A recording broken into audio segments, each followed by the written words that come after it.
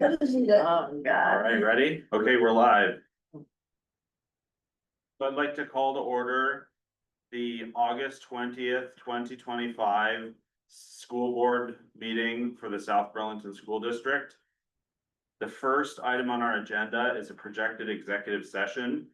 I would entertain a motion to find that premature public knowledge of what we're going to talk about in the executive session, namely employment of a public officer or employee, receiving confidential attorney-client communications for the purpose of providing legal services to the board, and labor negotiations would put the district at a significant disadvantage. I move. Second. Any discussion? All those in favor? Aye. Great. And it's possible that district council will be joining us for that executive session. And we'll return to regular order once we're done. Oh, and now we have to do the executive session. Yeah. Okay. So I would entertain a motion to enter into executive session. I will move to enter into executive session. Do I have a second? Second. Go ahead. I second. Any discussion? All those in favor? Aye. Aye. Great. All right, we're now in executive session. All right, I'd like to call the August 20th, 2025 regular school board meeting of the South Burlington School District back into order. We had an executive session to discuss employment of a public officer or employee, to receive confidential attorney-client communication for the purposes of legal services to the board, and labor negotiations. And now our first item on the agenda is announcements and amendments to the agenda. I have one amendment. The discussion of the new cell phone procedures will be moved to the September 3rd meeting. Does anybody else have any announcements for amendments to the agenda? The only thing I would like to ask is I did send around the draft agenda on the new template. And I don't know if we want to take a peek at that. Yes, I have it pulled up for that. Okay, and just to share, it's like, hey, this is what it looks like, and I think there's an opportunity to further discuss what those different boxes are that we're checking. I forwarded that to you guys too, so you have it. Okay, So so I think we should show it, okay, and then I don't think we should discuss it, but or you can make an announcement Yeah, about it, but we'll, yeah, I just want to, I have a couple of points I'd like to make about it. yep. Share my screen for that. And I don't know when the time is to do that. I'm just making that announcement. I think we should show, because that's an outcome of what we had last, or the. Okay, couldn't be. So this is an example or the draft template for what an agenda, what our new agenda may look like. And this was developed based on, Laura, Emily and I participated in a VSBA training session a few months ago. And this was one of the teachers that got up and spoke. This was an example from their school district. So I looked at this. I forget where it was. Where is she? Or Debbie Singheiser? Debbie. Rutland. Rutland. Yeah. And then I also looked at Essex. Yeah, And I Essex is also very looked at- similar to this. And I looked at Essex and I looked at Burlington and I also went and I looked at, I forget if it was which, house breakout group it was from the state. But I also looked at that and that's where I came up with the idea on the side to do the inform, discuss, decide. And I think what would be really helpful is, okay, so if you scroll to the top, I'll start at the very top. So we have, public notice, where it is. We have the link here, so we don't have all the call-in information, but it's just link into if you want to participate remotely. And then we kept the QR code for the Media Factory. We've got our ends. And then as we get into like the executive session, where it's applicable, I included the Vermont statutes. So you have the Vermont statutes that are summarized there. And then I broke out what the specific items were that we would be discussing in executive session. And then as you go down the regular meeting call to order, I added in the Pledge of Allegiance because that aligns with the South Burlington, City Council, when we went to the city council meeting, and I think it's a good thing to do personally, but. Then we've got our announcements and then review and accept agenda.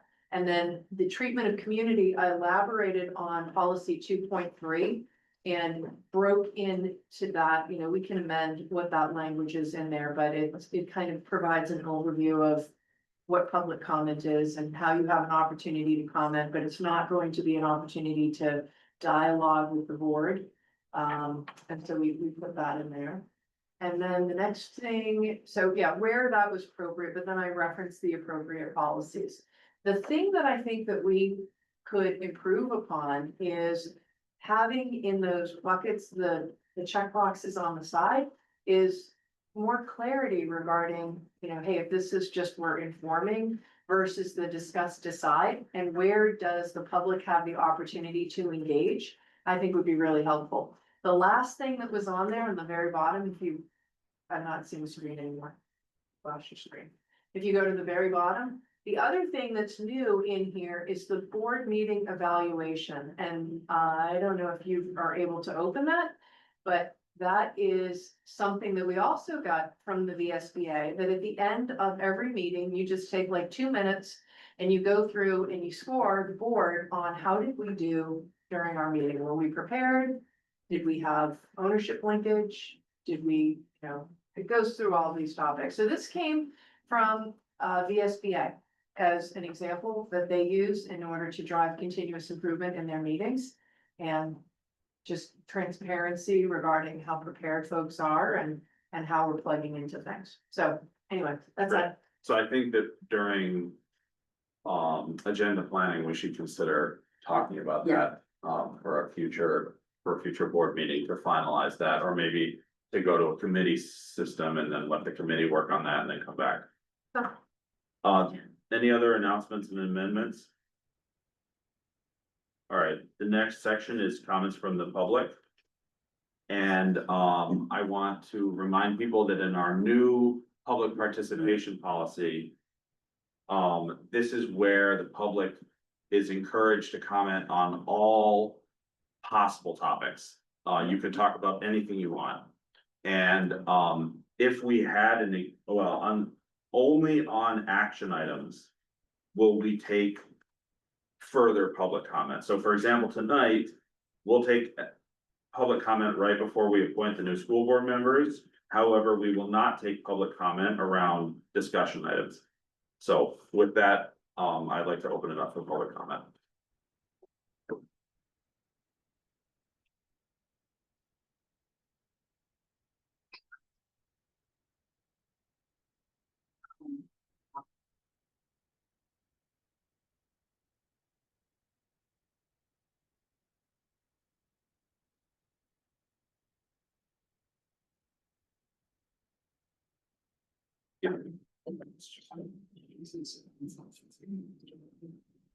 Sure, I think we can have it 6:30. Just read that.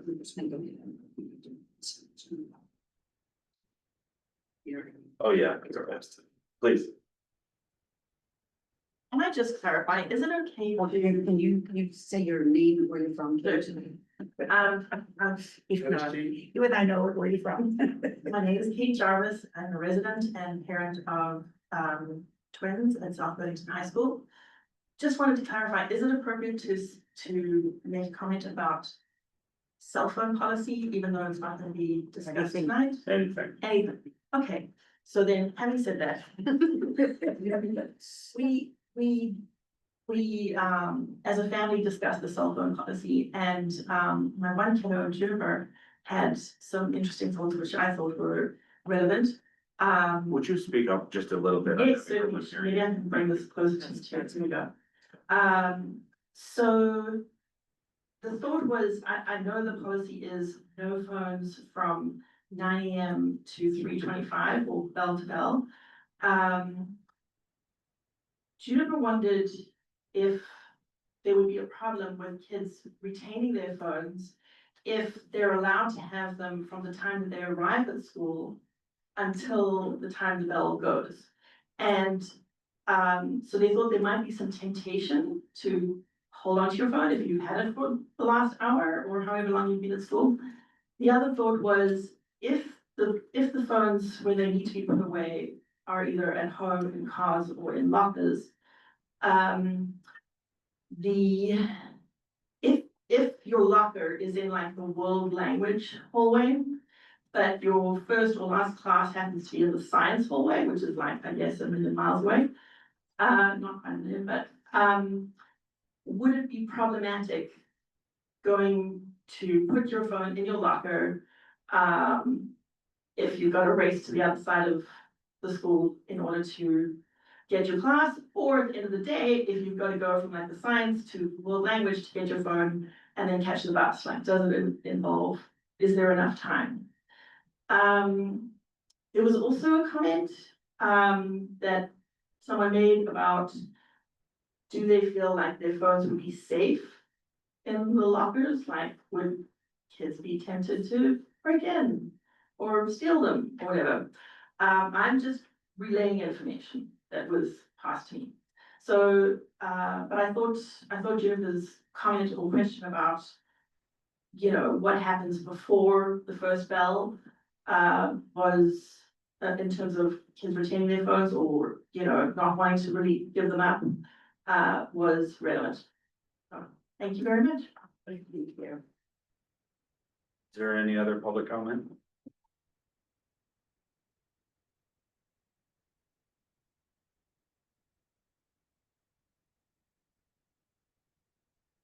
All right, so seeing none, our next agenda item is focus on student learning. Thanks, Janice. On August 25th, there will be an open building day at Epic TMS. Students will get the chance to see the new classes and see their peers after a long summer. Students will also get their schedules on this open building day. Other preschool specific events and open house information can be found in your school newsletter and on their homepage. South Burlington High School students' class schedules are currently available to see on PowerSchool. We want to remind students that to sign in, you go on to PowerSchool, you enter your student username and password, and then you navigate to the schedule tab to see your personal schedule. The middle school has new bus routes for the 25-26 school year. It can be found on the FHTMS website. All middle school students, make sure to check your bus route and adjust your schedule accordingly. And school photos begin soon for most of the districts. So high school's photos will take place on August 28th and 29th, and the middle schools on September 3rd. Please look at your school specific homepage to learn more about your school pictures. The South Burlington High School has adopted a new phone policy for this coming school year. Please look at the high school's August newsletter for more details, and if you'd like to learn more, we'll be discussing this at the board on September 3rd. And then Momin and I met with Nicole Carter yesterday to finalize, and today actually, to finalize our convocation address. And we're super excited to share it, as well as offer high schoolers' perspective on the theme supporting students as well. So that will happen tomorrow morning. And I know a couple of you will be there too. On that note, could you guys remind me who's gonna be there tomorrow? Okay, so I was wondering if one of you guys could record it, so Ally could see it, and so I can share it with my family and stuff. And then also on that note, if the off chance of this meeting runs super late, it would be fine if I head out early, so that we make sure I sleep for tomorrow. What time is it tomorrow? I need to be there at 8. Okay, but what time is the kickoff? Is it 8:30? It's 8:30, Until how long? 10:30. Okay. Yeah, you need to go to, what time's to practice? Practice was today. Oh, Yeah. okay, Yeah. okay. got it. I'd also like to inform you all that I will unfortunately be missing the next couple of board meetings as my volleyball game schedule changed this year and it's now on Wednesdays and Fridays. So I will be watching the meeting recordings afterwards, sharing my thoughts with Momin, which he'll be able to bring back to you guys if I have anything. And I have full confidence on him to run the ship alone. But I wanted to take the time to inform you guys about that. Good luck this season, yeah. Thank That's you. why there's the tape. Yeah, I'm running around today and didn't have time to take it off, so. Just for clarity, 7:30 to 8:15 is meet and greet. Jen, and Okay. then, Actual convocation starts at 8:15. But it ends at 10:30. It ends at 10:30. Give or take. And that's all we have. Thank you. So the next item is school board candidate interviews, but since we're running about 13 minutes early. The suggestion is to move the consent agenda forward. So do I have agreement from the board to move the consent agenda forward? Yes. Okay, so. We'll move on to consent agenda. Are there any comments that you'd like to make about this? There are no comments other than we're super excited to have new folks working with us. We had quite a few on the last agenda and we have some more on this agenda and we're really happy to be as close to full staff as we can. I've been noticing on the social media, you get to meet the new people who are coming in this year. There's like a little profile on each of the new. Yeah, the high school is doing that with their new hires and I think people are I think people are really enjoying that. Yeah. Yeah. Are there any other questions about? No, the only thing I just wanted to mention, and I only knew this because I created the draft agenda. Is that the AP orders, one of them is 1097 and the other one is 1098. So it looks like 1098 is referenced twice. But one's 98 and one's 97. Thank you for Thanks. that. And on the driver's education car, I think I saw that was like $20 a day or something like that. Is that a deal that we get from them? So apparently this hasn't been something that's been on the consent agenda for a while. However, yeah, it's Jean Marie Clark had suggested that we put that on there. So just so that folks were aware of it. You know, the idea behind having a leased car is something that's a newer car. We don't have to worry about maintenance. Just important to have something that's ready to go for our students. So the current safety features too. It does, So that's yeah. cool. So this is something that's new. I wanted to ensure that we had it on the agenda, so, or on the consent agenda. I like that. That's a good idea. So I forget this every time. Do we need to take a motion on this or is it? As long as you're, We need to be in agreement with this because it is consent. Yes, Consent agenda. so we should take that Yeah. motion. So I would entertain a motion to approve the consent agenda. I move to approve the consent agenda. I Do I have a second. second? Any discussion? All those in favor? Aye. Right, so the motion passes, the consent agenda passes. We are now running 10 minutes early. Do you want, I have a question that I forgot to ask earlier on when we were speaking. You asked about filming Ally. I want to make sure I have this right, or filming tomorrow. So you mean the speech that you guys been working on? Yeah. You'd like us to be able to kind of be away, film you while you're up on stages. Will that be filmed by you guys? I don't believe that we're filming, our, convocation tomorrow. We might be able to, if that's something you're not sure. I don't, oh, no, I want to Yeah. make sure I do the right Yeah, thing. yeah, yeah. I'm totally happy to do it. I just Yeah. want to be in the right place at Yeah. the right time. Thank So, Yeah, we're taking pictures. We have someone taking pictures for the awards and for different opportunities, but we don't have. no problem. I'll just check with you in the morning about like when to expect that they'll be going. Perfect. Get in place. I won't be personally giving the speech as I'm at the peer leadership training, but I wanna see it moments do it, so. Thank you. Got it. Will do. So since we're 9 minutes early, I was gonna suggest that we, look at, agenda planning. Yeah. So I'm gonna pull up the September 3rd draft agenda.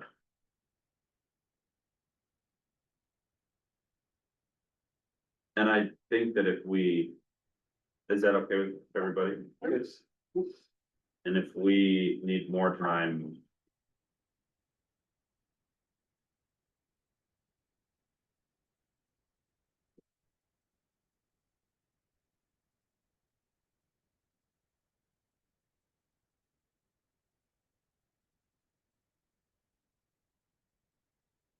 So this is the draft agenda for September 3rd.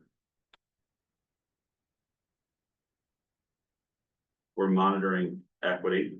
Will that still be possible? Yes. And we have quite a bit of time for that.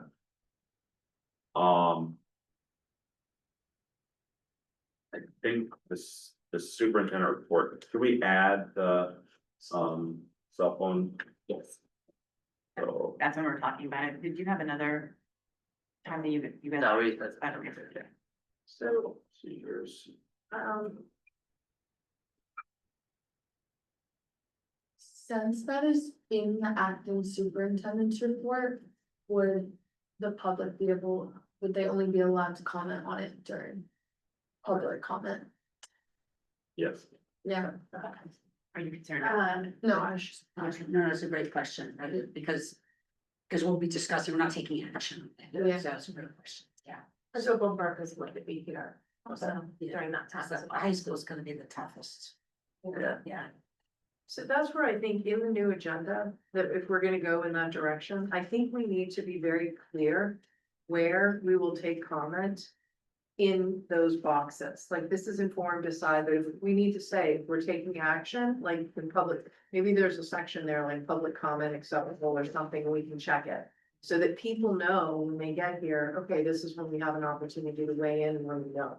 Because it gets too confused. I'm still confused. You could, well, it's yeah, so on an action item. So you Yeah. can- instead of the 3 boxes, you'll have 4. Right. And then you have Oh. public comment. Put a check, put a check. And, yeah. The only other thing I would add, Seamus, if possible, is, I mean, from what I've seen from other school board meetings, they really are like 2 hours. So even this one, because we've got our executive session and then we're consent agenda, I don't know what time we adjourn, it probably is like 9:05 or 9:10. It just, and maybe we can look and see how we're doing tonight, but it seems like we are becoming very efficient.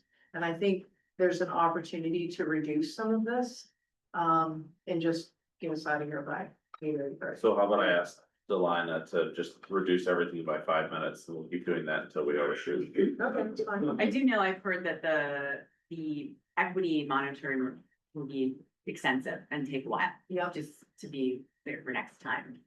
So Monica asked for about an hour and a half, and so we added some time in for some questions as well, so. okay. And then I just wanted to mention, so I think this is fine for September 3rd. September 10th, we're having a special board meeting. And we are hoping to be able to make final decisions about an interim superintendent. We're hoping on September 10th. And then on September 17th, which is the regularly scheduled board meeting, we will have a community forum with the new superintendent. And so there will be light on business items with the intention that the community can have a back and forth, not only with the board, but also with the new superintendent. So that'll be September 17th, don't miss it. Yeah, and then I really do hope we get back to just 2 meetings a month. It is a real strain on the staff.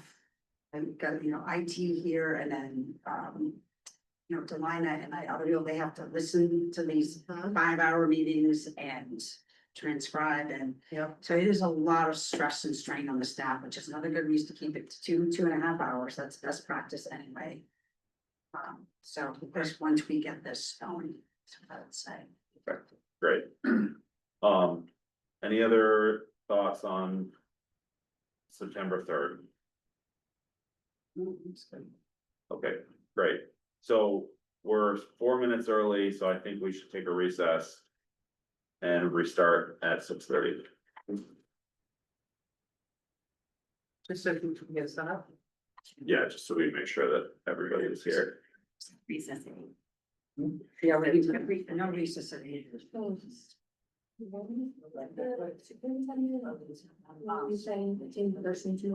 Yes. Like your leadership thing, we're supposed to get back at 5, on the dog across the street, that runs a little late.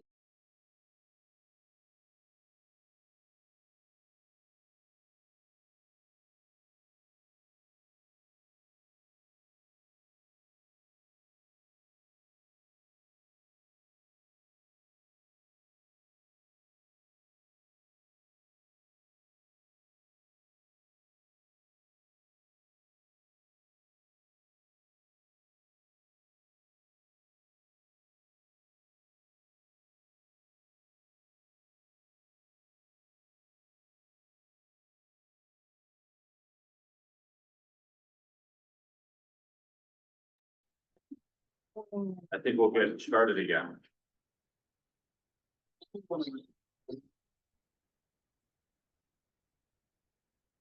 Um, so is. Make sure that everybody's here.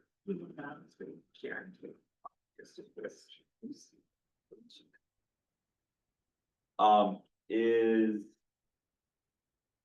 Dr. CG here? Oh, yeah, she's just in the bathroom. Okay, all right, so we'll give her a minute. Is Mr. Smith here? Yes. Is Mr. Harger here? Yep. Ms. Boyer? And Ms. Galvez? Okay, great, so we're just gonna wait for Dr. CG and then we'll. Start.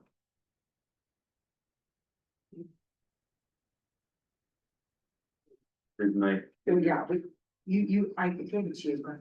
I thought Here's, oh, you're here, great. I'm Dr. All right, Great. hi, Dr. CG. Okay, so I think, if all the candidates for the school board vacancy would come up to the spots up here. I think we have 5 chairs. Sit. You All right. can answer them. And Dan Boyer is recusing from this discussion and decision. So, the way that we're gonna, so first of all, thank you for applying to fill the vacancy in the school board. We very much appreciate your interest and involvement. We're going to ask the same questions that were in the application, so basically interest, experience, and issues, right? And so you're welcome to repeat to a certain extent what you've already submitted on your form with any other thoughts that you have. And we're gonna go for each question, everybody's gonna answer, and then we'll go to the next question, everybody's gonna answer, and the next question, everybody's gonna answer. And before we start asking the questions, I wanted to give the board a chance to say if there's anything you wanted to ask the candidates to elaborate on or to focus on in their responses. So, board members, do you have any thoughts about? Well, just that I'm gonna be doing the timekeeping, just like, so 2 minutes and I'll just give you the hand. So that's what I say. Any thoughts for the candidates before they answer? I mean, I just am extremely grateful for everybody who applied. I mean, truly, we're so happy to see all of you here tonight, really. And no, I'm just excited. And because there is only 2, I'm sure you're probably gonna speak to this, but there's only 2 seats that we're filling. I'm really hopeful that folks, if it doesn't happen this time, that you will definitely consider running in March, because we need active members of our community involved in this board. My only thought for your responses was if you could also elaborate a bit on your role as representatives of the taxpayer. In addition to anything else you have in your responses. Great, so. I'm gonna ask the first question and we'll start with you, Dr. CG, and we'll go this way. Question, start with you and go this way. Come back to you, go back that way. Give me a minute, pull up the questions here. So the first question is, what interests you about becoming a school board member and what strengths do you bring to the role? First of all, good day. I am Dr. Leah Caligadid, better known as Dr. CG, Coach CG. I'm South Burlington District. I'm here to serve as now we're currently in South Burlington. And also a fellow, I worked with the middle school as well and high school as a coach. I believe that we need to be more involved with advocating for not only for our community, but our students and faculty. The morale for South Burlington's school district faculty with so many different transitions and stuff like that. 2 years ago, I was approached by the teachers union to serve. And at that point, I wasn't going to commit because I was a transit from Maryland at the same time. So now I'm vested as a homeowner and want to do more and use my public service to together facilitate for the school district as well as the community, students, faculty, and families. And so my leadership skills is very diversified. I have all the way up to a doctorate degree. I've worked in nonprofits as a vice president for global ministry for numerous years. As an educator, I've worked in middle schools, New York City Public School before I came to Vermont. And also, as a public service, I work with governments where I dealt with community mobilization, outreach, and I'm very strong advocate for the students, and I'm also active person serves with sword in the middle school with Mr. Russell. And so I believe that my active commitments and being very progressive, we need to have a reflection of our community that's serving the board and those who are willing to basically get things done. It's hard to stick with those who are serving. That reflects our community, so that's why I'm here. Thank you for sharing. My name is Tim, nice to see you all. My interest is mostly a result of the fact that this is, I'm starting my 7th year in South Burlington. And I've seen a lot of change and dissension, and it feels like there's a lot of bad blood out there. And I'm pretty concerned about the way that that is having an effect on the schools. I have a 5-year-old and a 9-year-old. So far, I haven't seen any effect on the education that the 9-year-old has gotten. 5-year-old's about to start in a week. And so I have some personal investment in that regard. But I also feel like one of the reasons that we moved to Vermont was the public schools are pretty well known for being or spoken about very highly. And I'm concerned about the way that things seem to be heading. I feel like some skills that I bring are that I'm currently an educator. I've been an educator for 25 years. I've always been in the independent system. So I have a fair amount of experience in education. I feel like I'm a pretty good listener, and I'm pretty good at seeing different sides of the issue. And I guess the reason that I decided to finally step forward is that I thought that I would like to try to help bring the different parties together. I think we all actually have the same goal in mind of educating our students really well, and giving them a good start. And I would like to try to help heal the rifts that are out there, many of which I have seen in news and things like that, but I'm sure a lot that I don't know about. And that's my goal, is to try to do what I can to help out in that regard. If I can just ask real quick, can we just have everyone introduce themselves as they go through? Because I know, but just again, thank you for stating your name, but yeah, that's okay. Right, so our first speaker was Dr. CG, our second speaker was Mr. Harker. Yeah. I am Michelle Moyer. My interest, in serving on the board is really centers around my larger experience, my professional life, my academic training. From that perspective, I know that this is where it happens. This is where the students are. This is where we have what we call local control. I work a lot with state departments of education. I've worked at the national level on national assessments, even internationally. So I do bring that perspective. I work with many districts throughout the US. And so with that, I will say a little bit about what perhaps my relevant experience, perspective, skills are, which are that I have spent the last 25 years working in the area of educational research, measurement, and accountability. primarily working at the state level, but more and more lately, at local levels as well. My training, my academic training is actually kind of varied. I did one of those, not quite a U-turn, but maybe a right turn or a left turn. I started out very social science, heavy on policy, government.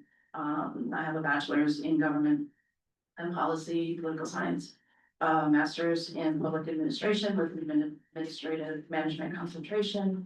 And I also have a PhD in research, educational measurements. All that is to say, what I think I'm very good at doing is, reporting, documenting, interpreting what we're seeing, and I come with some pretty deep concerns about our historical, I'll say, implementation of policy governance. I think it favors certain parts and to the disadvantage of the actual leadership and authority structures. You'll think that's time. Oh, okay, all right, that's me. Thank you. Can you guys hear me? Yes. First of all, thank you to the board for giving us the opportunity to join. I appreciate it. My name is Austin Smith. I'm a resident of South Burlington, a parent of 2 students in South Burlington District, 114, 18.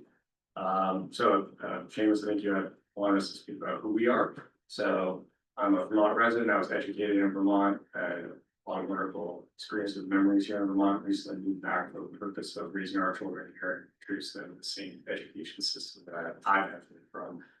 So I'm a parent. My parents witnessed challenging school districts where we used to live previously. It's one time I'm moving, who's want to locate here. I'm also an entrepreneur, so I like to build high-performing teams and businesses. Also a real estate investor, and Seamus, you had also asked us to speak about our role as a taxpayer. And as somebody who wants to do business and development and build teams here, I want to make sure that our tax dollars are going towards something that is really high impact for our students. So what do I think I'm gonna help bring to the school district? There's a lot of ambition to do wonderful things on behalf of our students, and there are so many ways our school district can serve our students. And I worry that it's very easy to dilute and forget that our main constituent is our students. There are so many things that we might want to do to communicate with the community or to communicate with our neighbors who are all stakeholders in what the school does, but I want to remind us and bring a single-minded focus back to serving our students as our main constituents, to make sure we're building an environment where they can thrive, to make sure we're finding all of our students individual unique skills and helping them develop to be wonderful, successful people. And there are so many people who have opinions about what the school district should be doing and how the school district maybe should be serving them or whatever their initiative is. But I really want to join the board and remind ourselves every single day that our main responsibility, our main constituents are our students, and that those are the people we need to serve. There's been a lot of distraction in the news, and some people have spoken about those as well. Sorry, that's the time. So I'm equally concerned by those. I want to make sure those distractions and other similar concerns don't detract from what's our main responsibility, which is our students. Thank you. Thank you. Speaking of that, or just this one? I know, I was. We can't see if the light's on in this one. My name's Alyssa. Lady chat, try My name's Alyssa. to. And I'm a South Burlington resident, obviously. I guess the next question, I'll talk a little bit, but I used to work for the South Burlington School District, in the human resource department. And so I stopped working here in November of 2024. And since then, I've wanted to get more involved in the community. I liked working in the school and supporting the teachers, supporting students. So I think I've been like looking for that additional community role. So that was my main interest in this role. It's super awesome seeing 5 applicants. I know that the past times there's been a lack of applicants, so that's also kind of why I felt called to apply right at this time. There are a lot of changes happening. There's a lot of news cycles happening. And so I think what everyone else, like, I agree with what everyone else was saying, that kind of brings back the focus into the schools, onto the students, and making sure that they have a successful place to grow and to learn. I do not have any children right now. One of the big reasons why I bought a house in South Burlington was because of the schools. Everyone talked very highly of the schools.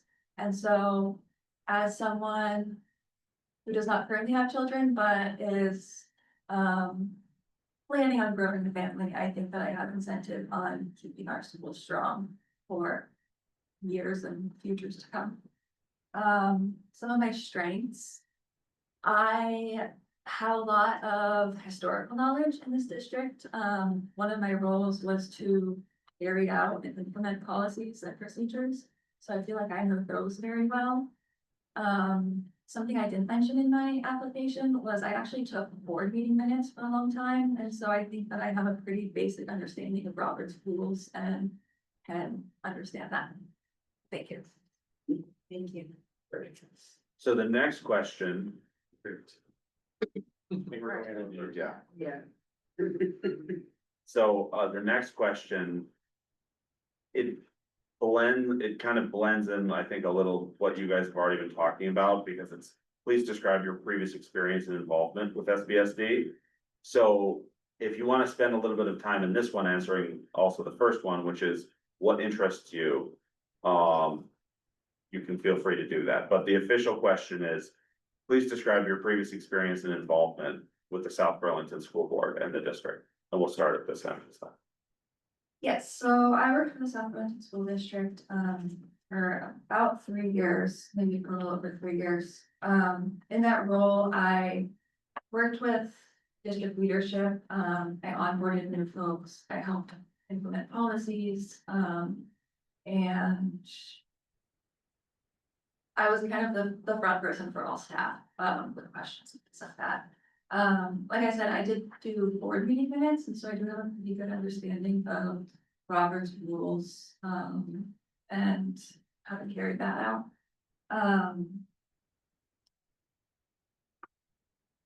I think now is like a good time to have a strong board. I think, like I said, it's awesome. There's so many applicants. There's gonna be a lot of transitions in the near future between a new superintendent search, an interim superintendent search. And I think my previous experience within HR, I've seen a couple superintendent searches and been involved in one of them, I believe. Can really support and bring valuable skills into the board and bring transparent communication and making sure that everything is carried out within a clear process that the community can really understand.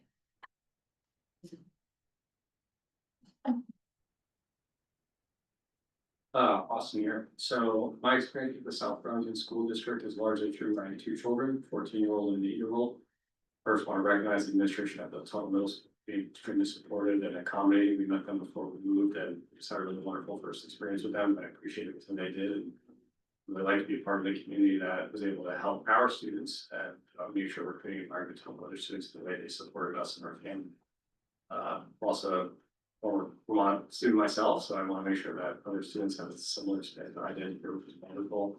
Other experience, I do not have a background in so I'm an entrepreneur, but one of the roles that I play is as a consultant, so I'll get brought into these teams to help fix challenging situations and lead large teams for people who know, and make sure that we're staying focused on what is most important and the reason that that team exists.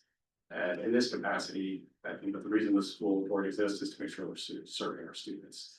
There's no shortage of distractions or other opinions out there, and certainly need to make sure we're incorporating those and listening to those. But I think it's also valuable to have somebody come in as an outsider and remind all of us at times what our main goal is, and that is to serve our students and making sure we're creating an environment for them to thrive academically, creatively, athletically, and we all know what student thriving can look like. And working with our administrators to make sure we're focusing on that, our students first, and that their needs are always first, as opposed to many of the other voices that may have opinions about what the school district should or shouldn't be doing. So I want to try and bring that, and we've tried to keep us focused on that goal of serving students, as well as my two students have already been served in this district already.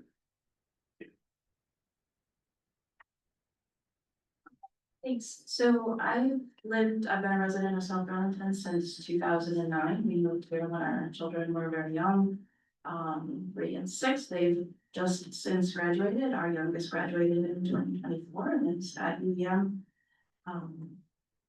I have been involved in a fair number of ways. I spent a lot of time doing all things alpine ski racing team. Both my kids were ski racers and my son was especially involved in the high school alpine team. So that meant a lot of ski swaps, organizations and sales and working up a ton of ski races. And then just being involved in their progress through school and advocating for them and their needs and working with faculty, including special ed folks. I also served on the board briefly. I'm thinking maybe most relevant for this application process and for your consideration is I have spent a lot of time reviewing the videos of the meetings over the past 3-4 years, reviewing the monitoring reports. I have a deep understanding of where we're at and where we've been. And I do bring those skills that I mentioned regarding policy implementation, policy development, and policy governance.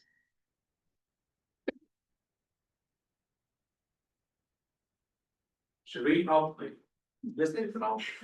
Okay. Sorry. I'm Tim again. So my involvement with the South Burlington School District is purely as a parent of a child till this point. This is the first school board meeting I've ever come to. Like I said, I've been in education for 25 years. For about the first 20 years, I was a classroom teacher. I've taught physical science, chemistry, 5th grade science. I've coached. I've been varying administrative, kind of junior administrative roles. I'm currently a senior administrator at my school. I'm the dean of students, so I oversee all of the non-academic programs, which involves athletics, social events, social emotional learning. I'm a health teacher. I've also taught some social studies there. I deal with a lot of instances of student conflict. If a student says something or has done something, I play a role in that. I do discipline. I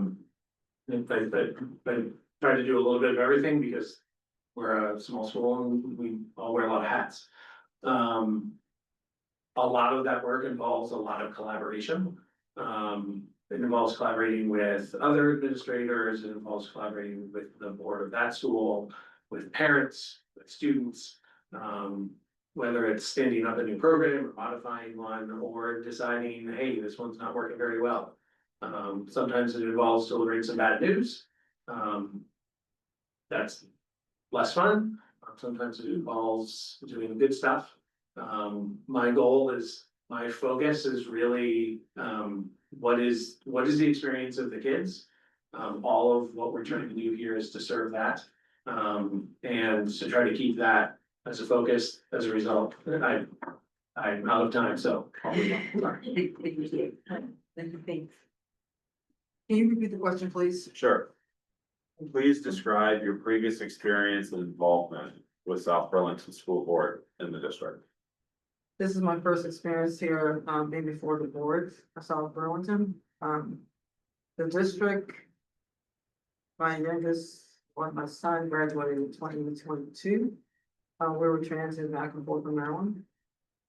And coming to Vermont was different for me. My husband left Vermont. For me, because of lack of diversity was a concern. My first year of service, I served in Winooski because I felt there was a great need in Winooski and volunteered there. And then I came over to Vermont, South Burlington School District because there was some stuff going on at the athletic component when the daughter was playing sports. So I became a very active parent. And from that, I expressed interest in working with the school district to get more involved. And the first opportunity I got in was temp coach for the volleyball high school, and then I started dealing with middle school as well. And so as a parent, as an educator, as, a Muslim, as a woman of color. There's a lack of representation in this district. And I'm not gonna, sugarcoat it. I'm from New York, so I'm gonna tell you straight exactly what it is. I think that, you cannot advocate for one experience unless you are in that person's shoes. And I believe that South Burlington has a lot to offer and can be a beacon in this area. Where the community will feel as though that their kids are being represented, being, given the proper supports necessary. So I serve in this capacity not because of the pay. I wanted to serve as in a position just to get involved, in the school district to give back to the community and also represent the constituents who are here. And this is why I'm here and progressively, actively involved with that. And the district. Thank you. So. All right, so the last question is, and we're gonna again start with you, Dr. CG. What do you consider to be 3 of the most pressing issues facing public education in South Burlington? Number one, the morality of our staff, who appreciate it, the faculty and staff.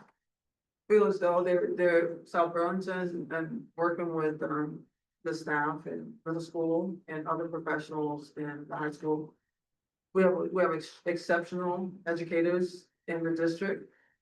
But they don't feel as though they're not being recognized, and I believe the morale can be, improved with that. And their voice being heard, with their credentials, the concern about them working and bringing those expertise that they have to the table to be compensated fairly. To level off in a district compared to like another district, that's another concern, and also regards to students, I think that. For the students, respecting the students who are here in South Burlington, whether you listen, whatever, to not impose. Certain different things, not respecting their faith, and what needs to be dealt with, or also. Respecting individuals to be fairly treated, no matter where they are, whether it's from a refugee or immigrant, wherever they're coming from, a transit. To be treated fairly, so I think, those are concerns with that, and the students. Are in sharing, expressing their voices. I love SOAR because we have a group of students who are very involved in that. Because they're very passionate to speak up for the rest of students who are not being heard. And those 3 concerns, I say. Thank you. On my application, I cheated, and I'm gonna cheat again a little bit here. On my first concern, which is kind of the most local, is the dynamics right now between the school board, superintendent, or the central office, and the educators, and the impact that that is having on the students and what they're able to experience in the classroom. The second is the dynamics within the state. Seeing very dramatic proposals for change at the state level and the way that that will impact South Burlington. The fact that this board may not exist in a few years because it gets taken over by a bigger board, and figuring that out. National things, the fact that money that it has been coming from the states, that's changing, and we've seen the impact that that has had over the past few years. What's coming from the federal government and both financially, but also in terms of regulations and requirements that might be imposed upon school boards or school districts like ours. And then the fourth, which is I'm kind of backing up further and further, is AI, and trying to figure out what is the district stance. How does that play out? How is that going to modify what happens in the classroom? And how are we preparing our kids for the world that could exist in 5 years and the world that could exist in 10 years? And that's always been the challenge for educators, figure out what is the moving target with respect to technology, but that, it seems like that's something that the educators need to be able to work with the board on and work, hear from the students and have guidance from the board on how to handle that in the future. Sorry. So as we're hearing and as I agree, I think there are a lot of issues. I did write three. I can't remember if I included these or not rank ordered, and it was hard to pick. I spoke of one, when I first started speaking, which is I think there has been a bit of an imbalance in how policy governance has been implemented, historically in South Burlington. I could go into more detail on that, but none of this is going to be a 2-minute answer. So I'm gonna focus on one. Had to be two, obviously, we have some pretty serious financial conditions that we have to deal with. And that is monitoring. And in policy governance, monitoring is the primary mechanism of transparency to the community. It is the linkage. It is how we represent. And I don't think monitoring has been done particularly well, not in the time that I've been watching. I think that there are ways that can be improved. And even very simply, just the rigor with which we actually do the monitoring. We should have an expectation that there be relevant and clear, honest information. Nobody has to be perfect. Problems can exist. We can address them if we don't know what those problems are. One of my deepest concerns about that is that as a business owner, I have no idea if we're meeting our ends. That is not visible to me in our current state of monitoring. And it is our most disadvantaged students that will be the biggest victims of that omission. Thank you. Sorry, those weren't like friendly, fluffy words, but I do mean them, and I'm really very serious about that.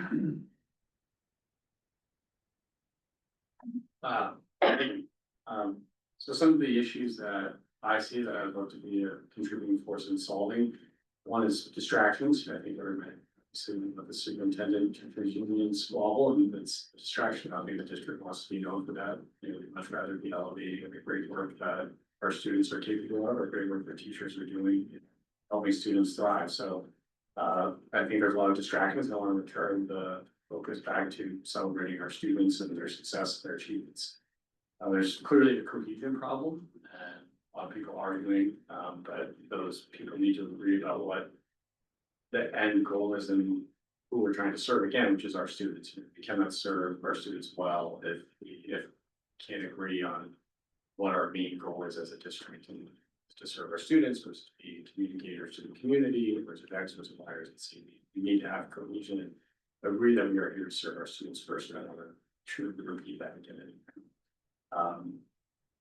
I think there's a lot of very noble and well-intended mission creep that makes that really hard, right? When we try to do too much as a district, in the attempt of serving our students' lives, it makes it challenging maybe for us to serve them academically or creatively or athletically, or the ways that really can be helping them within the boundaries of what school can do for them. So I want to make sure we're focused on impacting our students' lives in a way that schools can, right? Which is providing them the academic resources that unlock their unique skills, help them achieve in the way that's best for them, help them be creative and express themselves, help them thrive in athletics. And then lastly, financing and funding. As an entrepreneur or business owner, I know that money is the oxygen by which actions can get done. It's by how we are able to achieve things, and with funding looking like it's on tenuous ground and districts having to reconsider federal funding. I want to make sure that we're setting this district up for long-term success, not overspending at the expense of future generations. I see that at a time, so I'll respect it. Thank you. Thank you. When I first answered this question for the application, I think I was looking at it through a lens of the state of Vermont and not South Burlington School District, but I think that it can be looked at all in the same. And so I think one of the biggest pressing issues in Vermont is the changing landscape. I mean, we've heard it, we're not quite sure exactly what's gonna happen with districts, federal funding is changing, all of that. And so I think supporting students through that changing landscape and making sure that we continue to have strong schools, even though the world is changing around them, and supporting the students through that. Another thing that has already been said is the budget, having really transparent, strategic budget alignment, for the community, but also to support staff and to support students, and being strategic with the community so that they support the budget and understand where things are going.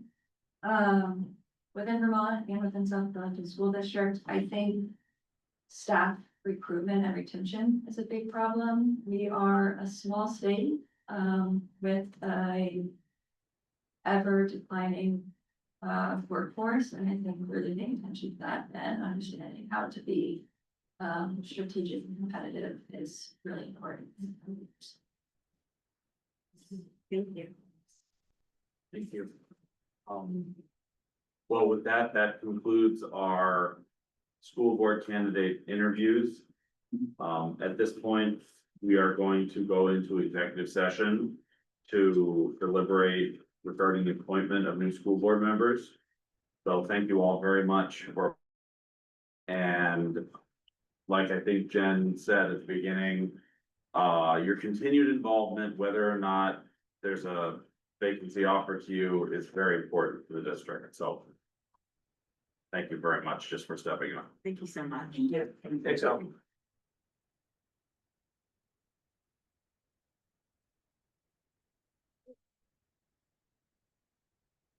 So at this point, I would entertain a motion to find that. Do we have to do that? Yeah, it's an executive session. I guess what I'm wondering is that, do I need premature knowledge thing, because this is more just about a personnel matter. More about this person. Do I need this premature finding? Yeah, it's like that first student. Okay, so I would. I think I have to motion, so I know. Yeah. So I'd entertain a motion to enter into executive session to discuss. Well, it's employment of a public officer. Yes. Do I have a second, or do I have a? I motion to go into executive session. Okay. Or. And any discussions? All those in favor? Oh, yeah. Is it okay for? To invite Ally and Holman, yeah. Okay. I'd like to invite them. Sure. I'd love that. All those in favor? Hi. Okay, great. And we will be returning to regular session after this. Canvas your life.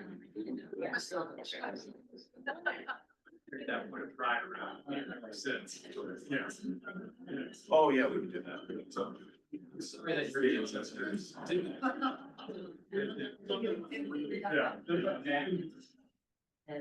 What did you do? Did they have an action? I worked with, I supported it, she was on post. So happy.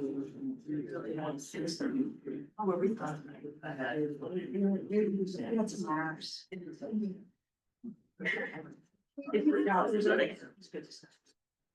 So I'll call to order the regular meeting of the South Burlington School Board, August 20th, 2025. We just exited executive session to discuss deliberations regarding appointment of new school board members, public officers.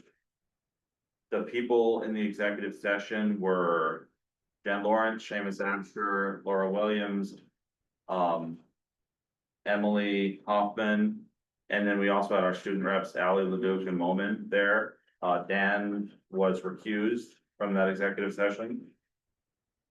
And since this is an action item, so our next item on the agenda is an action item to appoint new school board members to fill the seats recently vacated by Chelsea Tillinghast and Tim Warren. So since this is an action item under our new public comment policy or public participation policy, we are again opening the floor for public comment, but only on this topic. So if there are any comments.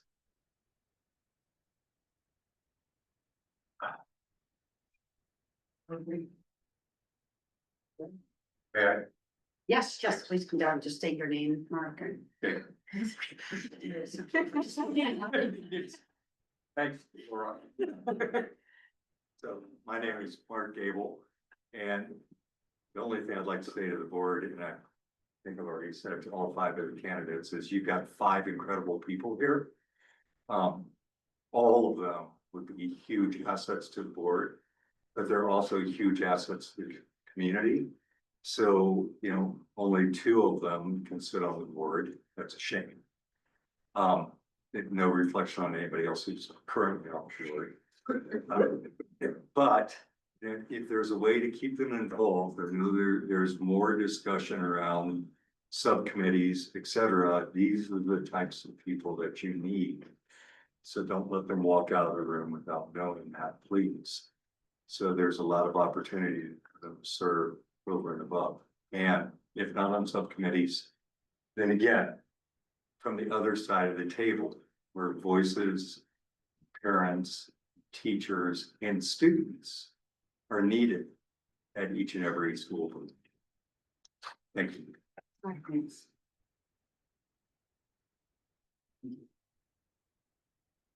Is there anybody online with a comment? Okay, so,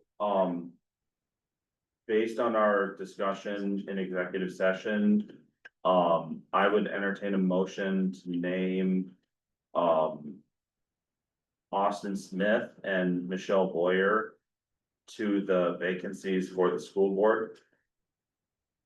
Do I have a second? Second. Or seconds, any discussion? I would just like to say, I hope people do stay involved, and I think I said this at another, I've gone through this so many times now, but it does feel like a Great British Bake Off, where you don't want to vote anybody off. And so anyway, I do hope people stay involved and even run, because there's no telling. So it was, and, yeah, so was not an easy decision to have a lot of discussion. No, I thank everybody so much for coming out. I mean, it's what we're doing here. There's a lot of it out in the public, so it's not like you didn't know what you're signing up for, or getting into, or volunteering for. And I just really appreciate and respect that everybody was willing to join. And I hope that you'll run in March as well. And come to the community forum that we're doing on the 17th, because hopefully there'll be an opportunity at that time to talk about some of the committees that like Mr. Gable was just mentioning. And I think we really want to have more engagement with the community. So, yeah. So all those in favor? And Dan is recused. The motion passes, so we're naming Michelle Boyer and Austin Smith as school board members to fill vacancies until the next town meeting day, which is in March 2026. And they will be sworn in and join the board at our next board meeting on September 3rd. So thank you.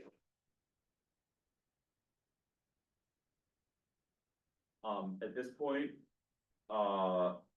we would like to, well, you were saying. Yeah. Okay, yeah. Okay, so let's now move on to discussion items, superintendent search. So updates on the superintendent search are that, we have at least 3 active candidates, as, I was updated a few days ago. Our first meeting of the search committee is tomorrow. Here at 5 p.m. It is. That's a good, is it a public meeting? It is not. It's not. And it's not recorded. It's not recorded, it's not open. I think the reason for that is because we're talking about individual people. Yes. We're talking about personal details, so, it is tomorrow at 5 p.m. here, but it's not an open meeting. And there's not a quorum of the board on. No, There's not a Yeah, quorum. just wanted to make sure that's Yeah. clear. And right, so the structure of the committee is that there are many people on the committee from different stakeholder groups. However, the only voting members of the committee are the board members that are on the committee. And we did have 404 responses to the superintendent search, questionnaire survey to the community. Among them, there were over 200 parents, 60 teachers, 60 community members that are not affiliated with the school, with the schools. And, the most highly ranked qualities of the superintendent search, of the interim superintendent were, collaboration, ability to manage a budget, and being student-centered. So that is the context for our discussion and evaluation tomorrow. Any other questions you might have? What did you say? 404 responses, over 200 parents, how many teachers and 60 teachers, 60 teachers and how many others? 60 people not affiliated. They're just drawing children, so. Yeah, no relatives employed by the district and That was no 40, students. Yeah. 60.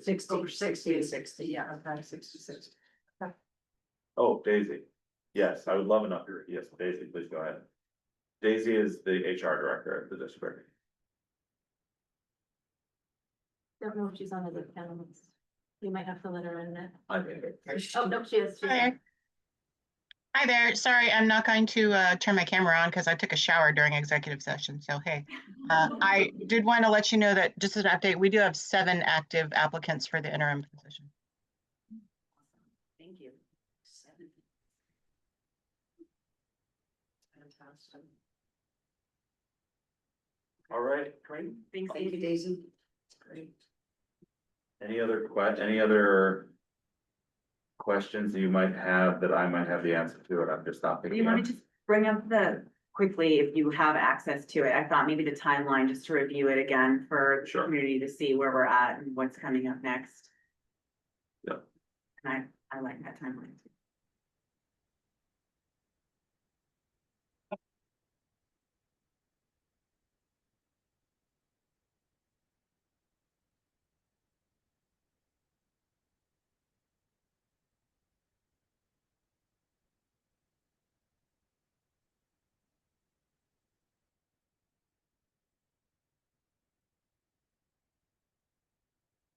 So the position was posted on, I think, actually August 12th.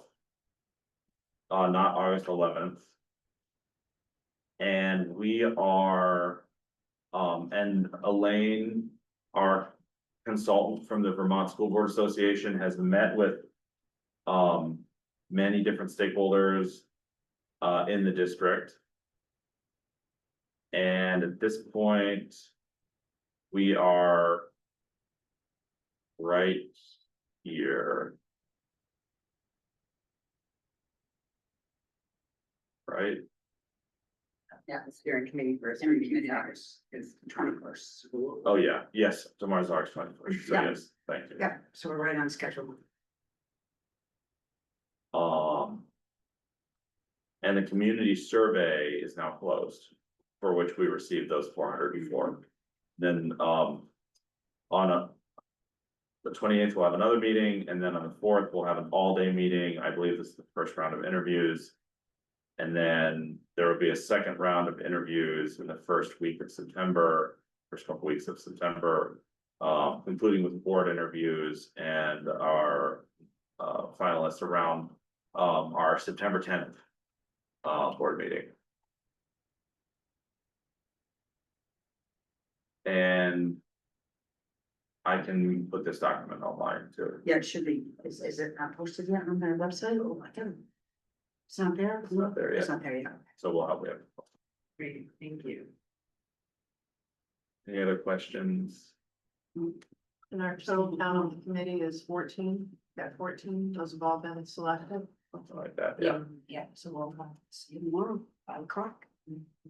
All right, So the next item on the agenda is the superintendent's report. Get us started.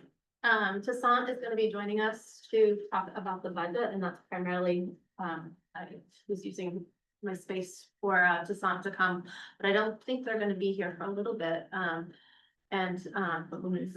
yeah. Do you think we should do you want to recess and then you start when they're here, or do you want them now? Let's go now, Okay, if they get here, great, and if not, then we'll put the little recess. Yeah, and I'd like to offer a suggestion that maybe, yeah, like, I think it's great, we're gonna stay right on the agenda, but maybe have people come like half an hour.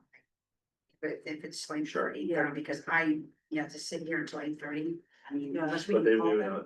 they're coming 20 minutes, so. They're coming at, they said they'd be by 10. Okay, great. That they couldn't get here any earlier than Got that, it, so, okay. yeah. So we should these days. Used to it. We're not used to it, yeah. I just wanted to echo what Ali and Momin had said about convocation tomorrow, that we're really excited. One of our principals talks about convocations being the most exciting day of the year, because our teachers are coming back and we're getting ready for our students. I think above and beyond, obviously, the first day of school when our students are actually here, but it's us getting ready and prepared for our students. So we're really looking forward to it, looking forward to you, Momin, giving the address, and knowing that you and Ali worked really hard on it together, in preparation with your peers. It's gonna be great, and we're super excited. I think one of the, or several of the folks who commented, as candidates for the board talked about, us focusing on students.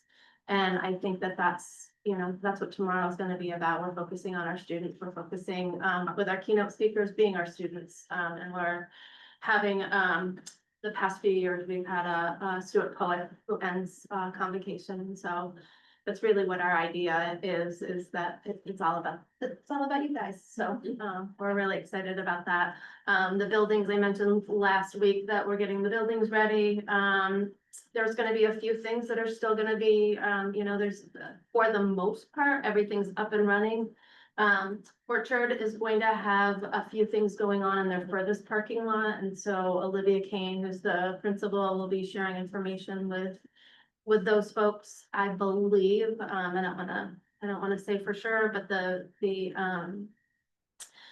paving has been done. They still need to put the lines in, but we're looking like we're in good shape for next week for school to start.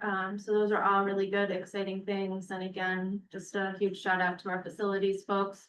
To Nick, who's helping us in the back, who's working a gazillion hours, trying to get things ready, up and running and ready. IT's been, working like crazy. HR, getting everybody in. As you've seen, we've had lots of folks, for the consent agenda and getting that all ready. So, we're getting ready. We had a new staff orientation the past 2 days, and so we've had new staff here in the building, learning more about our district. So just lots going on here. And that's it. That's all I have. I have a question. Yeah. Are all the buses, staffed and running? Yeah, so the idea is that we're staffed and ready to go. We're doing some final, practice runs and trying to get things ready to ensure that everything is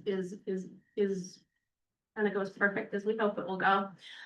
Just a reminder, that, especially for the first couple days, you'll want to have kids out a little early. Just because, we'll be getting those runs down pat, but ensuring that you're out a little bit, your students are out a little bit early will be helpful for that.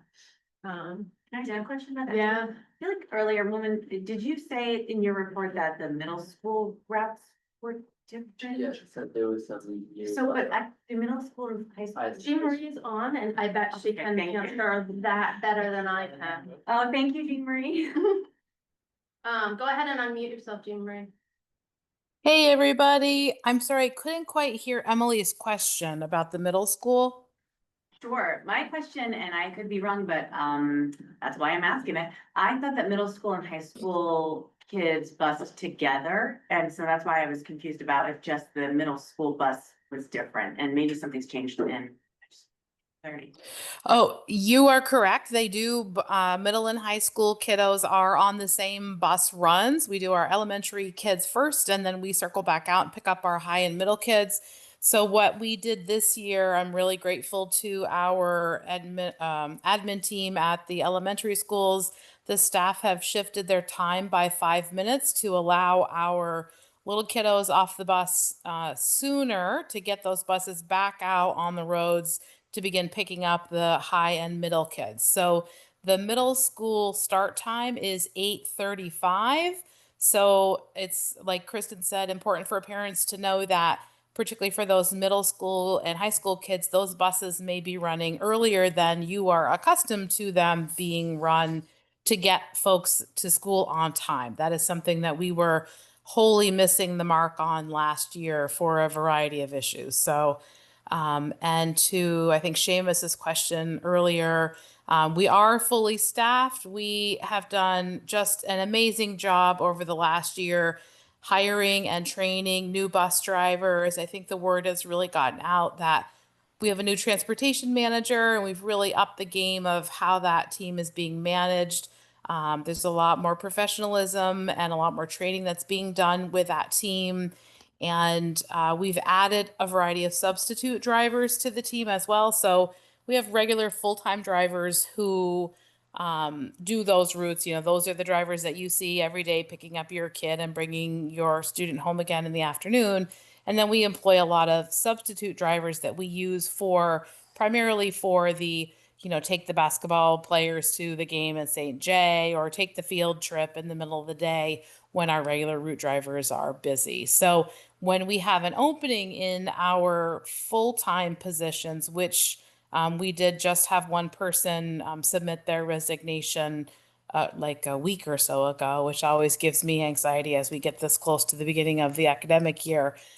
We go to our internal pool first to see if we have any interested candidates, and gratefully we do. So I'm just super excited about this new school year and the team that we have compiled. They're working really hard, and they are as excited as the students are.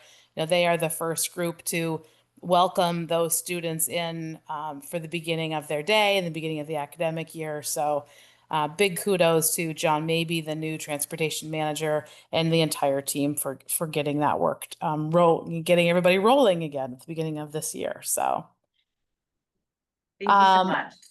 Yeah, you're very welcome. I just also, if I have one more second, I would speak to Kristen's comment about so much facilities work has been done this summer. So first, I just want to say thank you to our community members and taxpayers for giving us a budget that we were able to get some of this work done. We are taking advantage of a facilities bond that was approved before I arrived on the scene, so at least a year ago.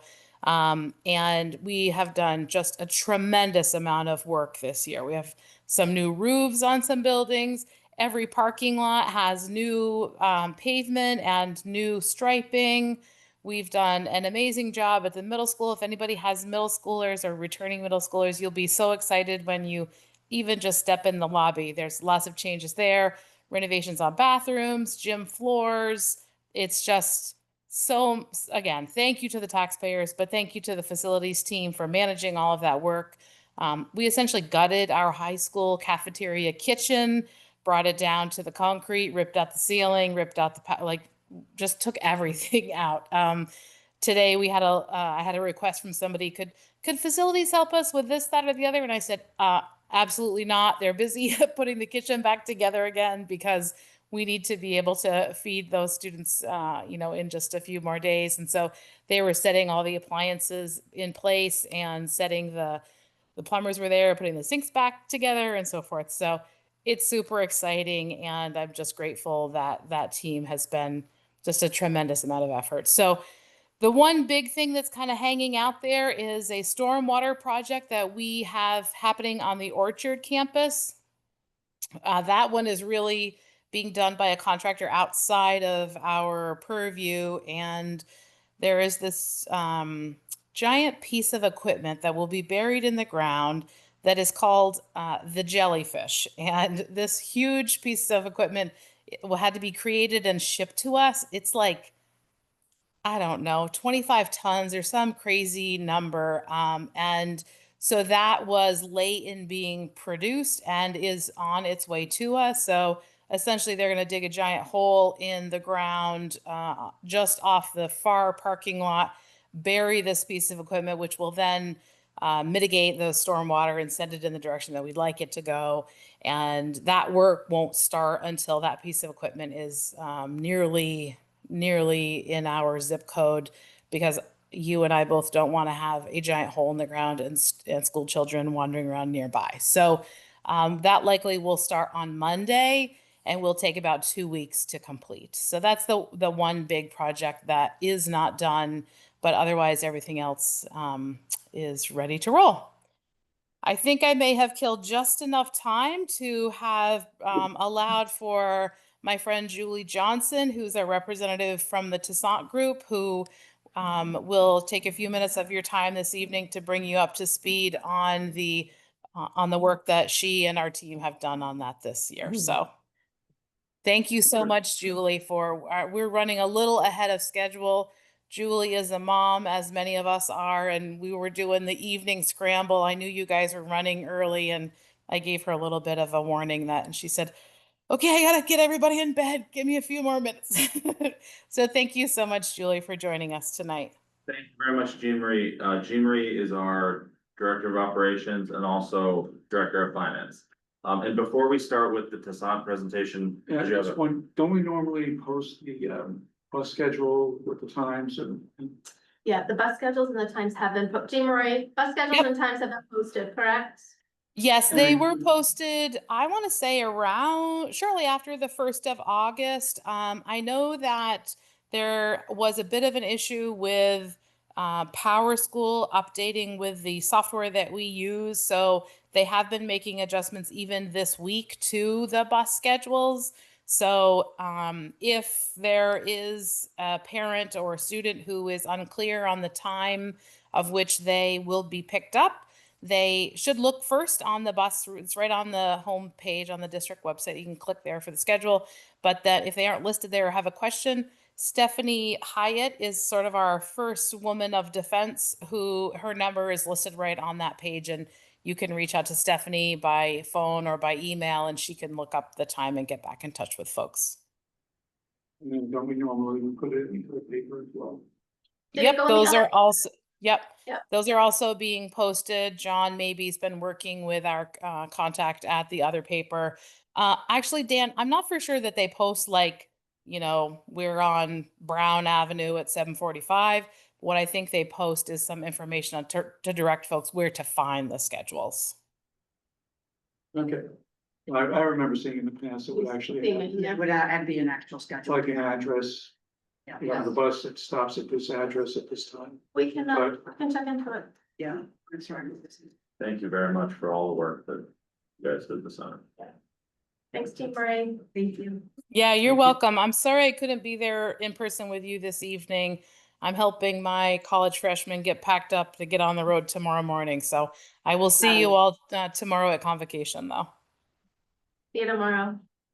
So now we'll switch over to, Julie, welcome, Julie. Julie is our consultant from Toussaint, and she's been working on the budget with us, and she has a presentation that she wants to share.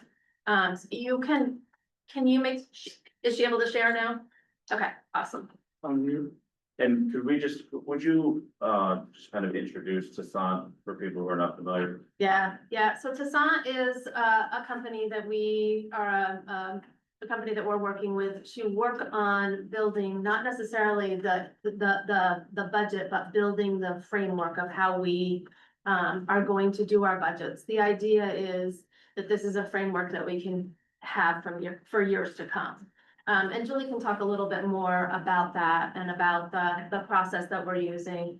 Other school districts have used Toussaint services in order to help set up the framework. The idea is to be as transparent as possible, to have timelines and frameworks that folks are really clear on. And that going forward provides all the clarity that people should need, hopefully. So that's our plan.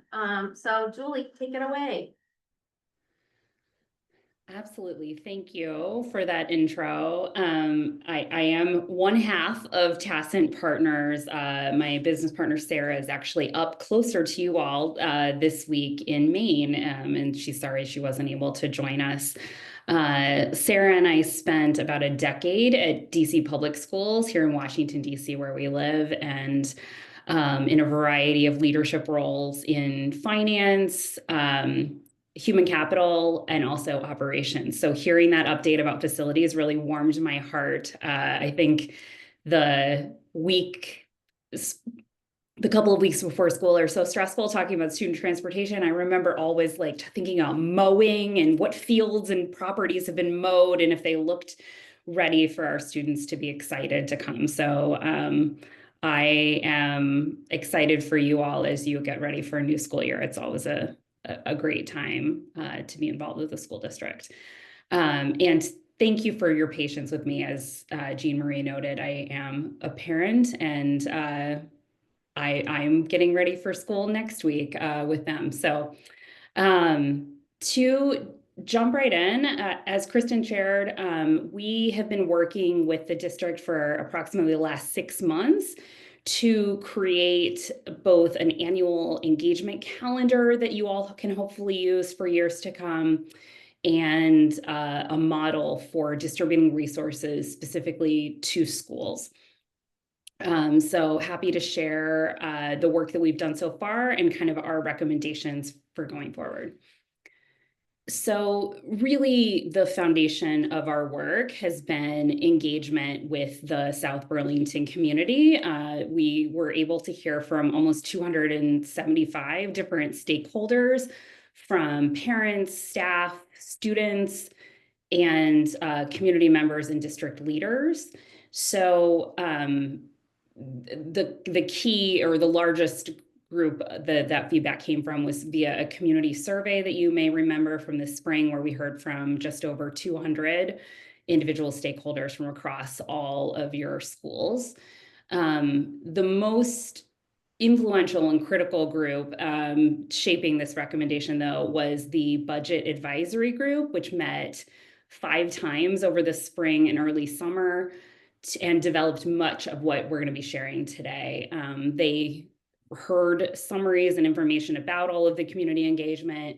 We learned about how other districts allocate resources, and they really landed on, again, what you're going to hear today as the best option for South Burlington. We never land with the same recommendation for any 2 districts. And so it was lovely getting to know your community and getting to a proposal that hopefully will serve the district well for years to come. So here are the names of that group. So thank you to those community members. As you can see, we had a couple of principals involved, parents, community members, and then leaders within the district office. So one thing that came forward both from the Budget Advisory Group and the broader community engagement that we did was a real hunger and desire for clarity around who makes different decisions within the budget work for the school district. And so that's something that going in, we didn't necessarily know that we were going to need to define more clearly, but it quickly became a top priority, and which led us to creating this resource. So as you can see, this kind of outlines the kind of key touch points and decision-making that will hopefully happen each year in a predictable manner. So what we are recommending is that the school board move up the timeline on which you all determine the total budget amount for the district, so that you set a total budget number in September or early October. That recommendation would be based on information provided by the district in terms of cost projections, as well as aligned with priorities for the upcoming school year. So it would not be just,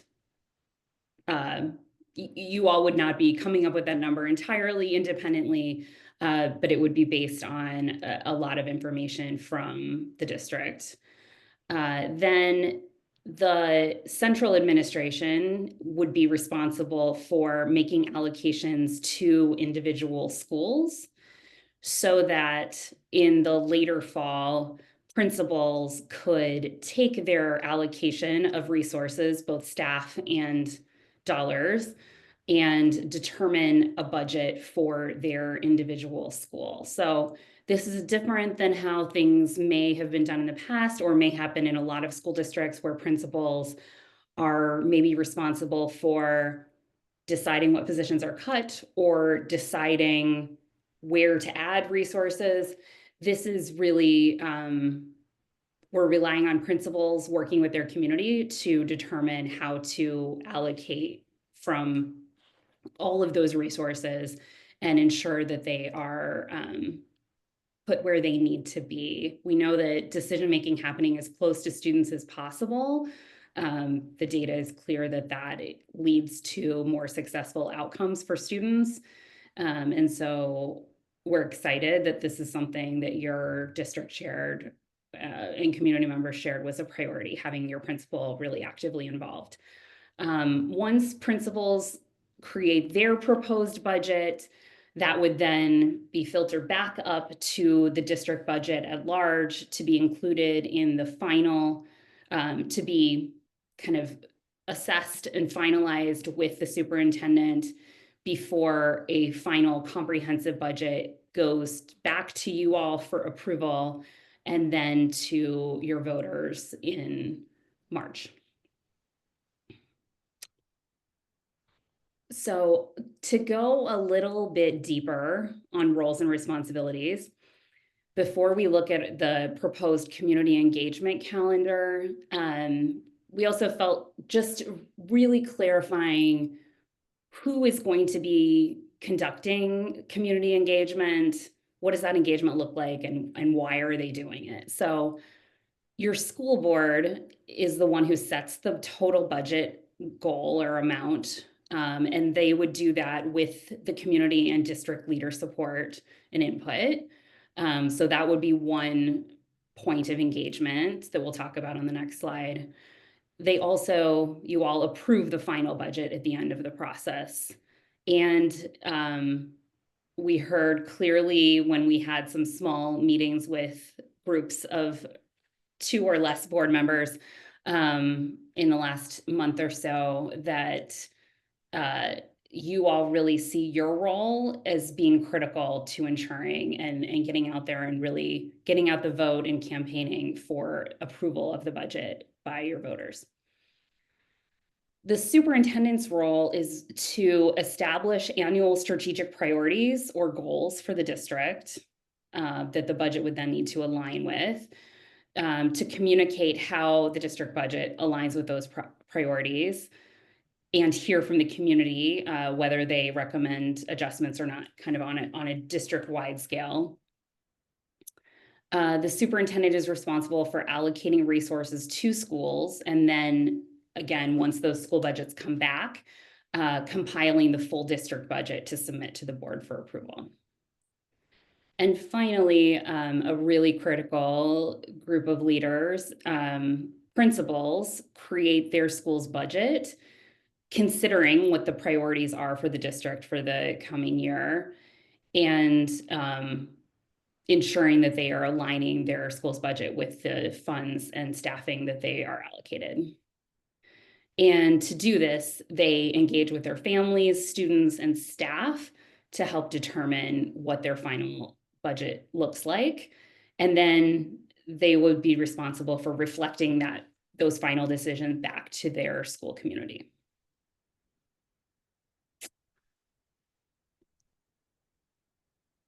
So looking at this recommended community engagement calendar, it kind of aligns with those 3 roles that I just spoke through.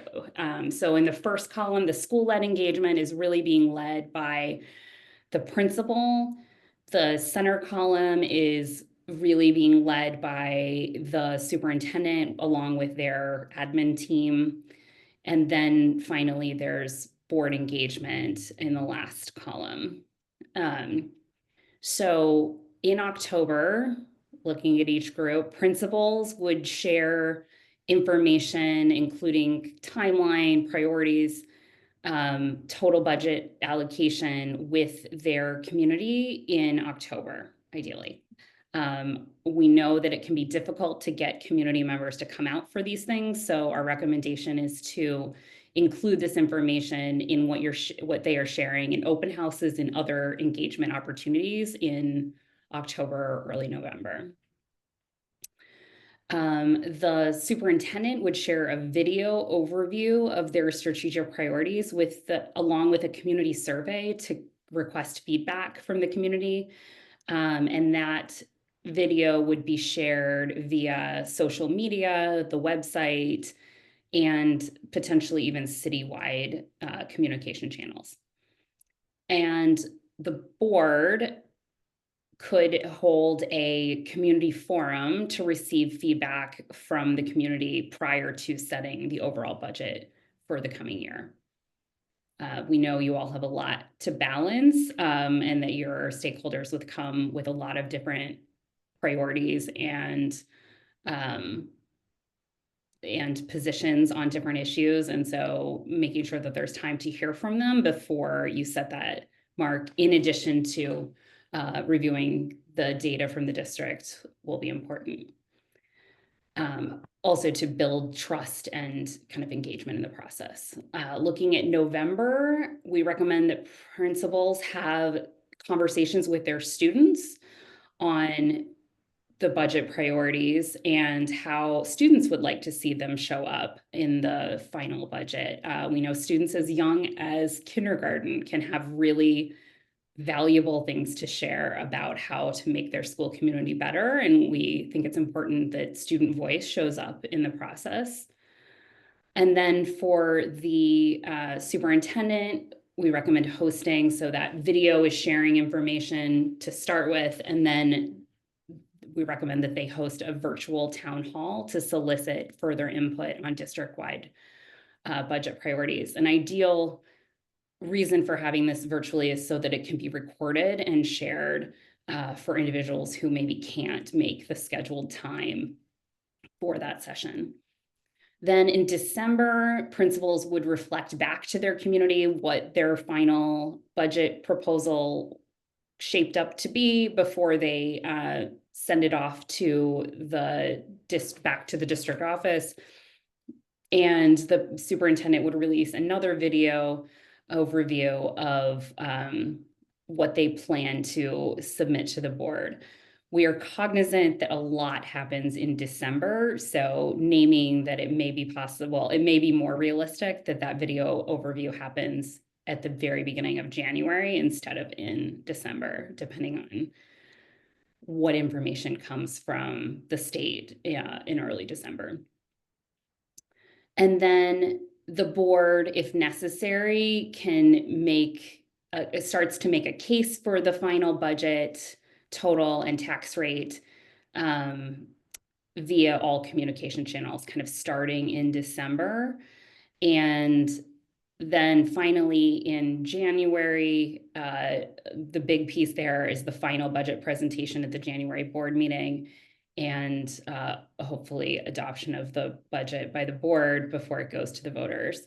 In addition to that, we are hopeful that the student board directors can present to their fellow high school students in January as well to give them an update on the budget, knowing that they are actually very interested in this work, as well as interested in finding ways to support, which may be as little as going out and voting if they're over 18 or potentially more. That's something that's happened, as our understanding has happened the last couple of years. And so we're really suggesting that that just continue, that there's that update. February through March would then focus on the board getting out the vote prior to town meeting day. I also have a star down there that this is kind of, these are the big engagements. And I think we would also recommend that there is at least a monthly update coming, an email update and kind of social media posts throughout the fall and winter from the superintendent as well. Sharing updates and also kind of these other resources that we're suggesting are created. Finally, I'm going to pivot into the funding formula that we are recommending. And so this is how we would recommend allocating resources that are allocated first to the district, how we would recommend then pushing those resources into each school in alignment with the overall budget total that you all set. So our recommendation is that you implement really what is kind of a hybrid model. So there are straight student-based weighted student funding allocations that some districts use, where literally there is just a weighted formula that allocates all resources to schools. And then there are other districts that only allocate staff. We're recommending kind of a mix of the two, where each school would be allocated all of their required positions. So these are positions that are required by regulations, contract, or other rule. That includes every school must have a principal, a nurse, a librarian, counselors. Those positions, excluding the principal, might be allocated on a ratio, so might not all be full-time positions, but that those are each allocated to each school. And then that teachers are allocated at the max student to teacher ratio for to serve your kind of general education classrooms. Then on top of that, each school would receive a CARE allocation, Critical Resources for Education. Education loves an acronym. And those resources would be entirely flexible. They would be based on the enrollment of each school and the different populations that are enrolled at each school, with weights for different grade bands, for students who are English learners and students who receive free and reduced lunch, as well as just kind of an overall student number. These funds could be used for additional teachers. We expect they would be used for additional teachers. We don't expect that any principal would decide to stick with the max teachers, or the teachers at the max student to teacher ratio. So additional teachers, they could be school administrators, an assistant principal, other non-core licensed staff, specialists, CAS, SEL coaches, and then support staff. And last but not least, the supplies and materials, those kind of non-personnel costs that are part of a school budget, which would then all be pulled together into a final budget, which again then goes back to the district level.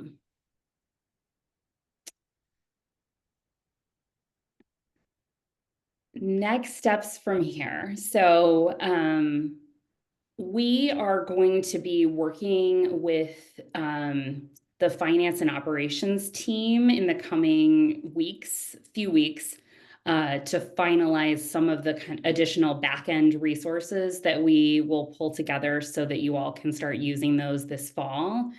And I think whenever an interim superintendent is named, we are committed to, even if we have substantially wrapped up, we really want to see this work be successful. And so we are more than happy to make sure that we are able to come back and share this information with that person once they are in place. there any questions? I'm sorry, I moved through this quickly. I'm happy to flip back slides if that would be helpful. Julie, I also just wanted to mention that you'll be meeting with, the administration principals, in September as well, so. That's you know, right. sharing more of this with our, you know, folks have been on these committees and know about this, but the entire admin team will be meeting in the beginning of September to go through this. That's right. Yes. Thank you. Kristen and Julie, could you speak a little bit to the research behind, moving the decisions for budgeting closer to students? I think that's what you said, Julie, moving it closer to students.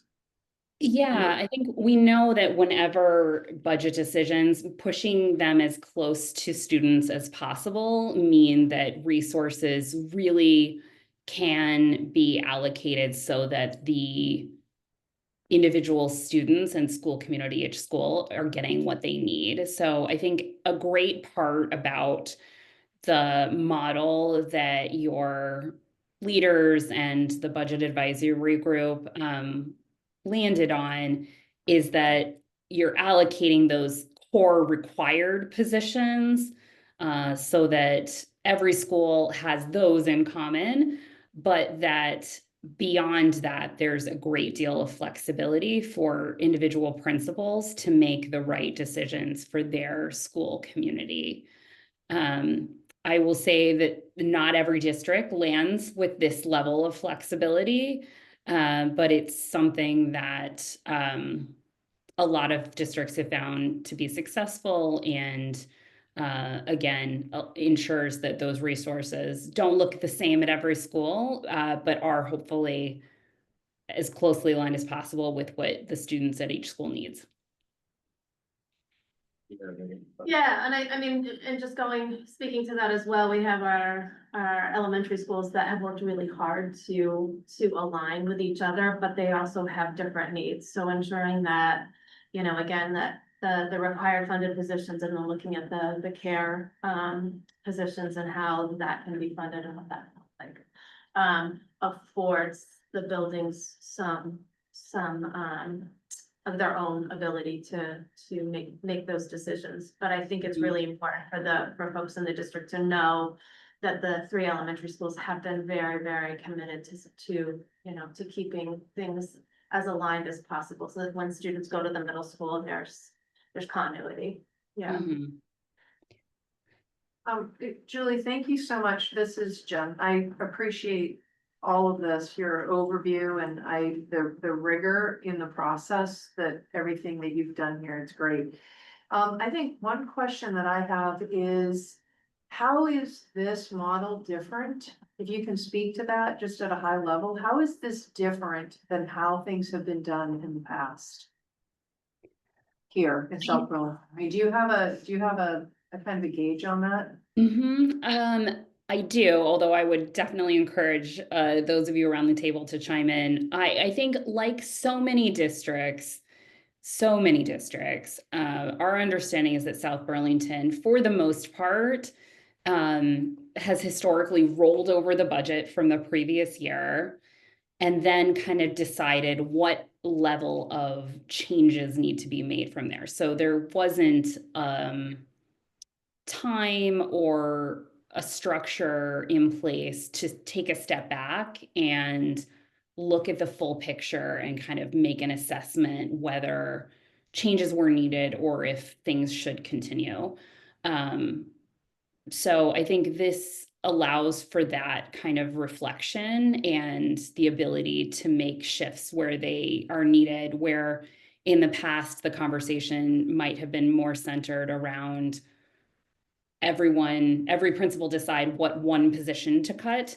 Instead, principals are going to have the opportunity to kind of look at that full picture and hopefully be looking at it from more of a kind of value add and we hope from a positive and an excited point of view of what kind of they are able to get to do with their school's budget in the coming year. I do, as I stressed, I think what South Burlington was doing is not at all unusual. But it does, unfortunately, it can lead to historic inequities and things that were done 10 years ago and made total sense 10 years ago just continue to be rolled over without that opportunity to kind of step back and think more holistically on what their budget should look like. I have another question, and I know that this is stuff that we get to decide on, like staffing as a district, and there are other things that we don't get to decide about, like healthcare premiums and benefits. That's all decided at the state level. So what about special education? Like, where is that? How much do we decide on what we're spending on versus state requiring us or the federal government requiring us? So when it comes to special education, there's different, you know, we get money in from different places, whether it's from federal, state, local. You know, our charge and what we want to do is ensure that we have access for all students and to ensure that there's, you know, the students are getting exactly what they need. So, those costs aren't necessarily going to, that they're not going away. But again, I think that's why if we're thinking about the pockets, the 3 pockets of money, and we think about what's the requirement. So they're within that level of that first level that talks about what the requirement is. So special educators are a requirement, you know, providing direct intensive instruction is a requirement for our students. So there's pieces of that. There's other pockets of money that aren't necessarily, so we get money, federal money from the IDIB, which is money that isn't necessarily within the whole budget that's specific to special education. So we spend that money specifically on special education, but we also know that money has been decreasing. And so again, I think what Julie and Sarah have provided for us is a framework to figure out how to do this. And again, I think the really key pieces to this is that it's figuring this out from year to year. It's the framework that's going to help provide us that transparency and that ability to make the decisions. Here's the requirements. Here's the places that are value add, but also needed for specific schools. And they can talk about that again. Julie highlighting that it's the principals who are going to be working with their buildings to talk about what it is that they need. And then bringing that back to us. So, you know, we know that salary and healthcare is about 80% of the budget. So we're not talking about the huge pieces of the budget. We're talking about the budget we can control. Got it. And so the board will say you have, what, 73 million or some number. The board will say a number, and then the superintendent will subtract out the things like healthcare and special education and things that are not up for debate. That's right. Student transportation, your debt Correct. service. Yeah, those things will come out, and then the remaining funds will be allocated to schools using the formula. And Got I it. will, You yeah, know go the ahead. proportion, more or less, like, is it? I think you just said healthcare and staffing is 80%, but within that, healthcare is entitlement and spending is and staffing is discretionary. So like, Somewhat. I mean, we also have to work within, you know, so when Julie talked about, you know, if you're having teachers at their maximum, right, you know, how many students they can have in the classroom. that's required. Yeah, so there is requirements, and you also can make those decisions about whether you're gonna be at maximum capacity based on your budget.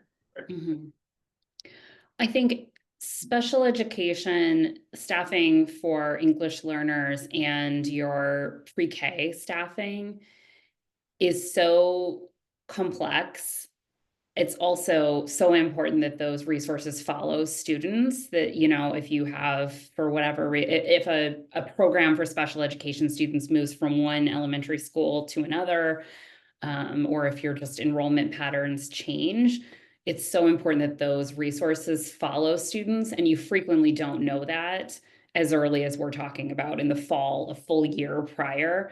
So for right now, those decisions are being left with the district specialists who oversee those work streams, and serving those students. I will say, down the road from you all in Burlington School District, where we completed a similar project, different outcome, different budget model.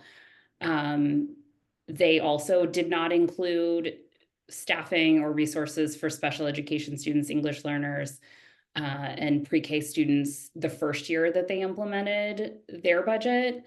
They then included students with IEP, like staffing for students with IEPs and English learners in year 2.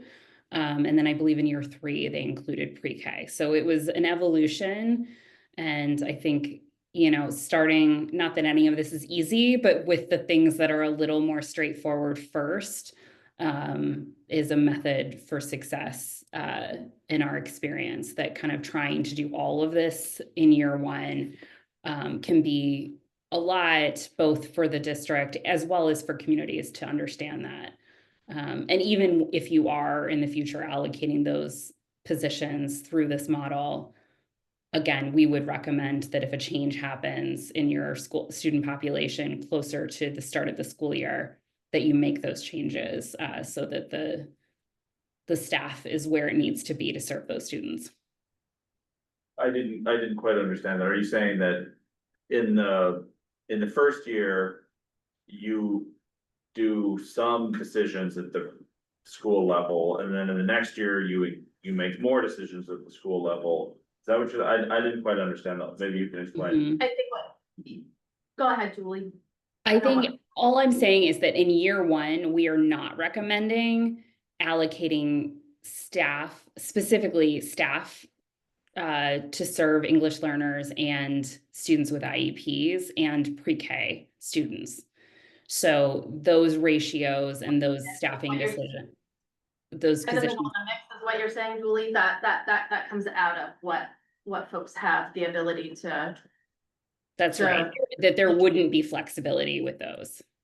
Right, so the central office is gonna decide what, you know, staffing for English language learners is gonna be, and it's not gonna be Based on WIDA scores or IEP hours, that those would just be allocated by the district office and wouldn't be flexible. At least initially, and then again, like you said, Burlington made a decision to look at that further in. Yeah. Any other questions? Tim, I know you're in the audience. I don't want to call you out here, but do you have any thoughts about this, just based on what you've seen? Tim is our former finance director. I know Tim well. Yeah, I have the pleasure of working with Asant. I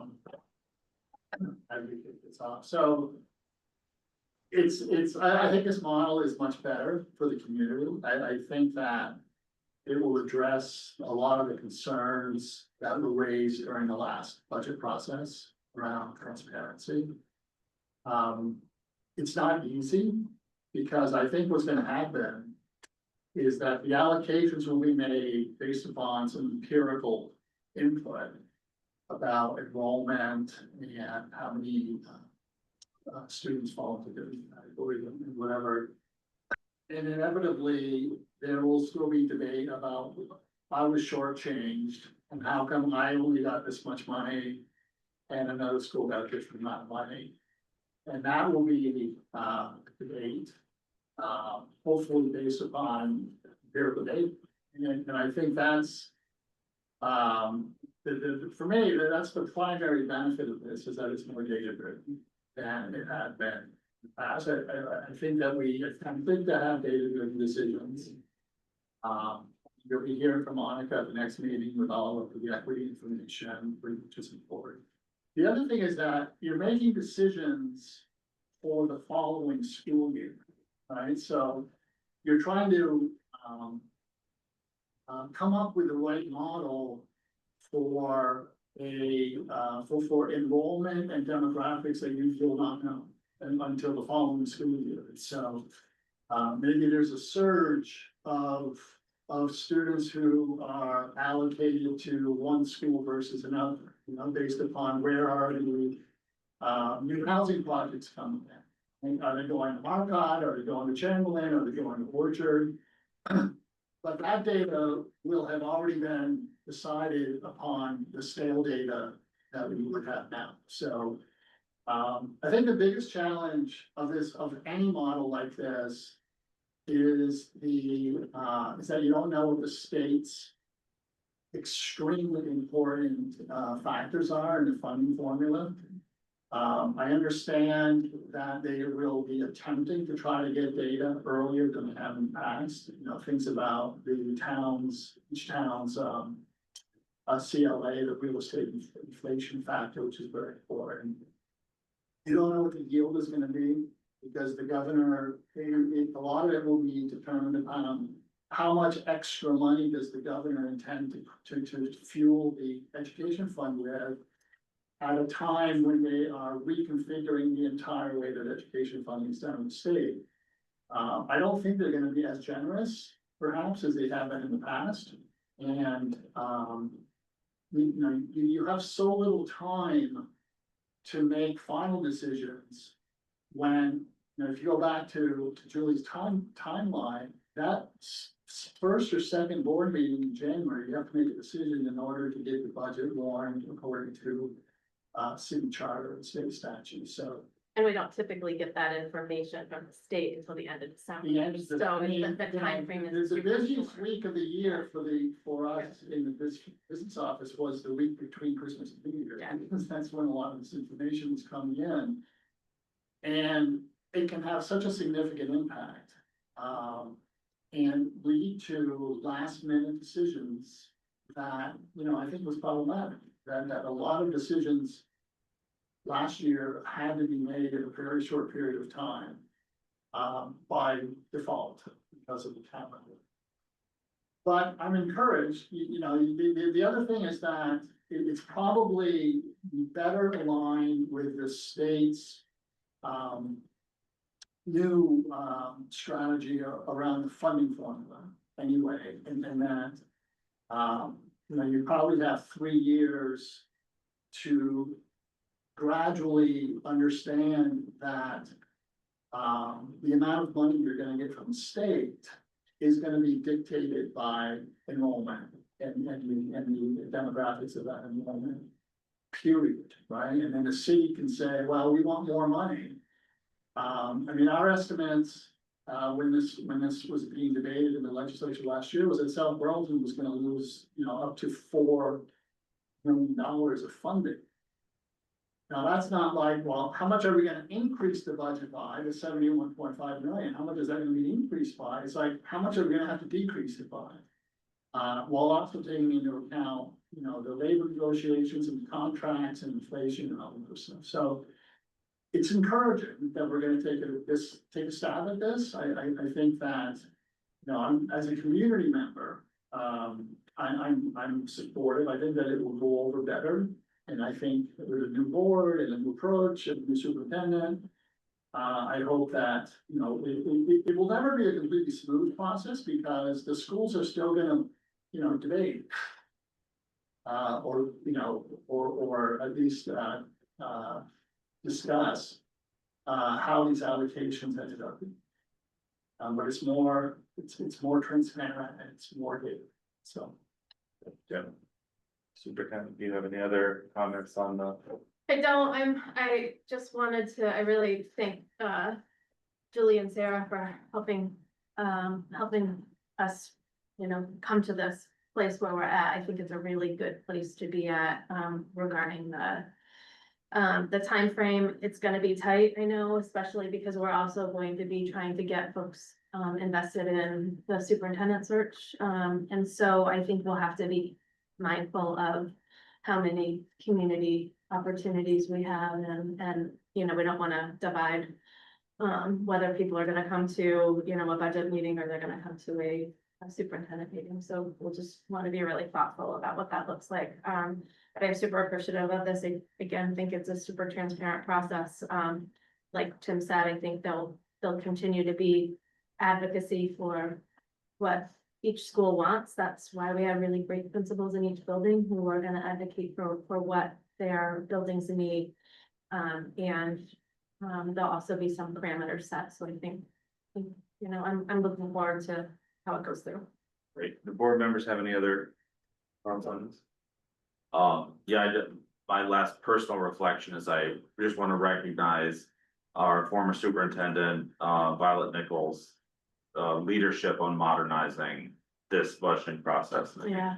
a lot of credit is due to her for recognizing that there was a problem and engaging, I think, the right people for it. Yeah, I definitely, I mean, Violet was the person who really headed this. Tim, working with Violet, spent a lot of time with Julie and Sarah, and, you know, again, it's been a really good process, and I think we'll reap the rewards of it. Thanks, Julie. Thanks, Julie. Yeah, thank you all. It was, thank you for listening and, or letting me listen into that conversation as well. Really appreciate it. And we are excited to see how this is implemented in the coming months. Have a good evening. Great, see you in September, Julie, bye-bye. Great. I would entertain a motion to adjourn meeting. Kind of feeling. Second, Second. any discussion? All those in favor? We're adjourned.